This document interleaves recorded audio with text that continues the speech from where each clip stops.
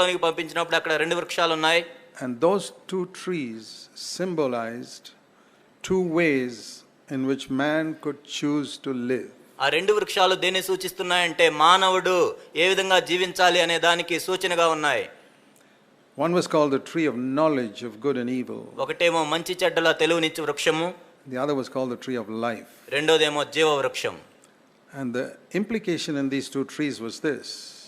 వాటి యొక్క అర్థం ఏంటంటే that if you want the knowledge of good and evil just to be within yourself without consulting God, you choose this tree. మంచి చెడ్డల తెలివినిచ్చు వృక్షం ఏంటంటే నీ అంతటా నీవే ఆధారపడి దేవునితో సంప్రదించకుండా ఉండాలంటే ఈ వృక్ష ఫలాన్ని తిను. But if you are humble enough to say, I don't know what is really good and what is really evil. కానీ నిన్ను నీవు తగ్గించుకొని అసలు మంచి ఏంటో చెడేంటో నాకు తెలియదని నువ్వు గమనిస్తే, so I'd rather turn to God all the time to find out what is good and what is evil. అసలు ఏది మంచో ఏది చెడో తెలుసుకోవడానికి నేను ఎల్లప్పుడూ దేవుని వైపే తిరుగుతాను. Live in continuous dependence upon him. నిరంతరము దేవుని మీద ఆధారపడి జీవిస్తూ ఉంటాను. That is the tree of life. అదే జీవ వృక్షం. So they had a choice. కాబట్టి వాళ్ళకి ఒక ఎంపిక ఉంది అక్కడ. Just like every human being has a choice. ప్రతి మనిషికి కూడా ఎంపికలు ఉన్నాయి. Every marriage there is a choice. ఎవరి వివాహంలో కూడా ఎంపిక ఉంది. A life where you depend on yourself or your life where you depend on God. నీ మీద నీవు ఆధారపడి జీవించే జీవితం ఉంది, దేవుని మీద మాత్రమే ఆధారపడి జీవించే జీవితం ఉంది. What is the mark of a life is dependent on oneself? తన మీదే తాను ఆధారపడి జీవించే జీవితానికి గుర్తులు ఎలా ఉంటాయి? We hardly ever pray because we know what to do. Why do we have to pray? అసలు దాదాపుగా మనం ప్రార్థన చేయం, ఎందుకంటే అసలు ప్రార్థన చేయాల్సిన అవసరమే రాదు. We don't have to consult God about any decisions because we got quite a lot of intelligence ourselves. మనం తీసుకునే ఏ నిర్ణయంలో కూడా దేవుణ్ణి సంప్రదించే అవసరం ఉండదు, ఎందుకంటే మనకే తెలివితేటలు ఉన్నాయి. That is the root cause of all the problems that humanity has faced. ఈ రోజు మానవులు ఎదుర్కొనే ప్రతి సమస్యకి మూల కారణం అదే. And that's the root cause for the lack of peaceful marriages. ఈ రోజు వివాహ జీవితాల్లో మనం చూసినట్లయితే శాంతి సమాధానాలు లేవు, అదే మూల కారణం. So to put it another way, it's a life centered in oneself or a life centered in God. ఇంకో విధంగా చెప్పాలంటే తనను తాను కేంద్రంగా చేసుకొని జీవించే జీవితం, దేవుణ్ణి కేంద్రంగా పెట్టుకొని జీవించే జీవితం. God created Adam and Eve to live a life centered in God. దేవుణ్ణి కేంద్రంగా చేసుకొని జీవించాలని దేవుడు ఆదాము హవ్వలను సృష్టించాడు. And then their life would be supremely happy. అప్పుడు వాళ్ళ జీవితాలు ఎంతో సంతోషంగా ఉంటాయని. They would never fight with each other even once. వాళ్ళు ఒకరితో ఒకరు ఒక్కసారి కూడా పోట్లాడుకోరు, కొట్లాడుకోరు. They would never blame one another. ఒకరినొకరు నేరారోపణ చేసుకోరు. And it would be peace, increasing peace throughout their life. కాబట్టి వాళ్ళ జీవితాంతంలో శాంతి సమాధానాలు పెరుగుతూనే ఉంటాయి. So remember that. కాబట్టి దాన్ని జ్ఞాపకం చేసుకోండి. If you make your life centered in God, that's the only way you can have a peaceful, harmonious and happy married life. మీకు సంతోషకరమైన శాంతి సమాధానకరమైన వివాహ జీవితాన్ని మీరు కలిగి ఉండాలంటే దేవుణ్ణి మాత్రమే కేంద్రంగా చేసుకొని మీరు జీవించాలి. That's a life where you're centered in God for everything. దేవుణ్ణి కేంద్రంగా పెట్టుకొని మీరు జీవించే జీవితం అంటే ఇలా ఉంటుంది. Now a lot of people may think that's a very life of tremendous bondage. చాలా మంది అనుకుంటారు ఇది ఎంతో దాసత్వంలో జీవించే జీవితం అనుకుంటారు. The opposite. కానీ దానికి వ్యతిరేకం. Jesus lived the most perfect, the happiest life any human being ever lived on this earth. ఈ భూమి మీద ఏ మానవుడైనా జీవించదగిన దానికంటే యేసుక్రీస్తు ప్రభువు ఎంతో సంతోషకరమైన శాంతి సమాధానకరమైన జీవితాన్ని జీవించాడు. There was a reason. దానికి ఒక కారణం ఉంది. His life was completely dependent upon and centered upon God his Father. ఎందుకంటే ఎల్లప్పుడూ తండ్రి అయిన దేవుణ్ణి మాత్రమే ఆధారం చేసుకొని కేంద్రీకృతం చేసుకొని ఆయన జీవించాడు. So thereby Jesus was showing us this is the way you can live a happy life if you want to. కాబట్టి దాన్ని బట్టి యేసుక్రీస్తు ప్రభు మనకి ఏం చెప్తున్నారంటే మీరు కూడా సంతోషంగా జీవించాలంటే ఎలా జీవించాలి?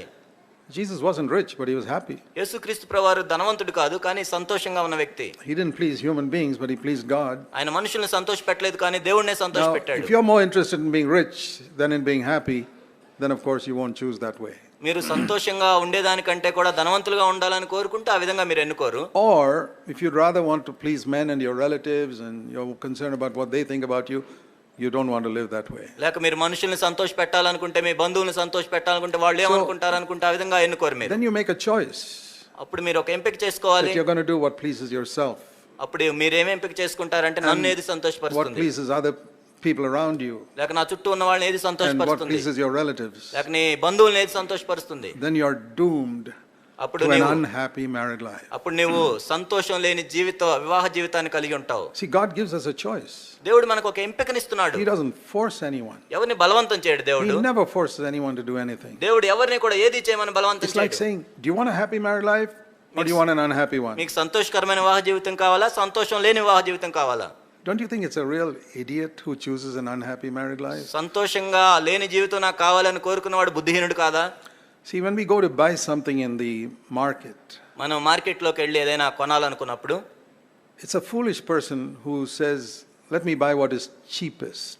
పనికిరాంది కొంటాను అనుకున్నవాడు బుద్ధిహీనుడు. Because the cheapest thing may pack up in 1 month. ఎందుకంటే ఆ పనికిరాంది చౌకైందా నెలలోనే పోతుంది. A sensible person who is willing to spend even double that amount if he can buy something that will last longer. కానీ ఒక జ్ఞానవంతుడు ఏం చేస్తాడంటే దానికి రేటు రెండంతలున్నా కూడా దాన్ని కొనుక్కొని ఎక్కువ రోజులు పనిచేసేది కొనుక్కుంటాడు. I mean, we know in the markets, when you go to buy something, మార్కెట్లోకి మనం ఏదైనా కొనుక్కోవాలని వెళ్ళినప్పుడు మనకు తెలుసు ఆ విషయం. something's made in China, something's made in Japan. Which are you going to buy? కొన్నేమో చైనాలో తయారు చేయబడతాయి, కొన్ని జపాన్లో తయారు చేయబడతాయి. దేని కొంటారు? Everybody knows which they'll choose. ఏది కొనాలో అందరికీ తెలుసు. Why? ఎందుకు? The other one's much more expensive. మిగతావి చూస్తే ఎక్కువ ఖరీదవి.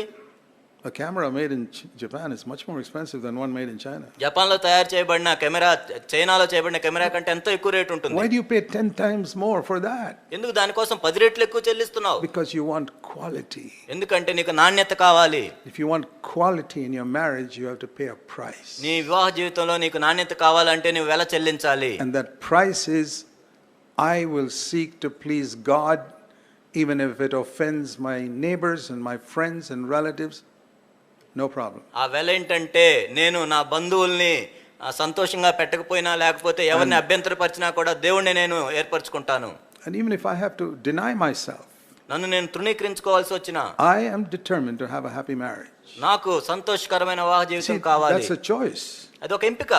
And it comes through being centered in God. దేవుణ్ణి కేంద్రంగా పెట్టుకొని జీవించే జీవితం ద్వారానే మాత్రమే అది వస్తుంది. Wanting to please Him. దేవుణ్ణి మాత్రమే సంతోషపెట్టాలి. So that's the first thing.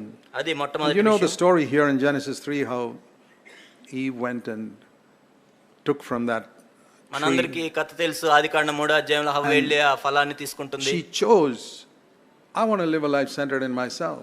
నన్ను నేను కేంద్రంగా చేసుకొని నా జీవితాన్ని జీవిస్తానని ఆమె ఎన్నుకుంది. That's why she didn't even consult her husband when she went to that tree. అందుకే ఆ చెట్టు దగ్గరికి వెళ్ళినప్పుడు కనీసం తన భర్తను కూడా అడగలేదు ఆమె.